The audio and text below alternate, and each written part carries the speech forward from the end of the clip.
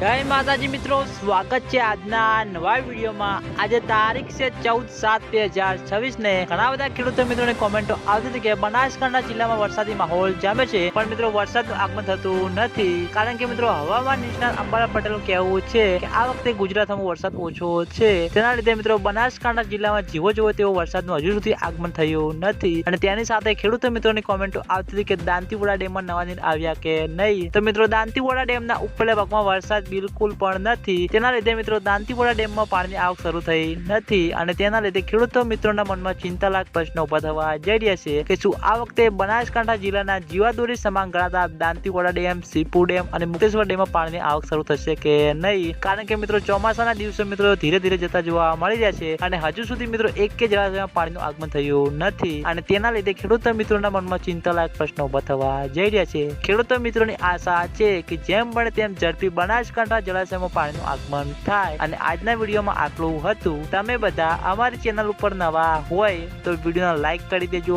Comment કરી દેજો અને ચેનલને સબસ્ક્રાઇબ પણ કરી દેજો। તો મિત્રો જય માતાજી।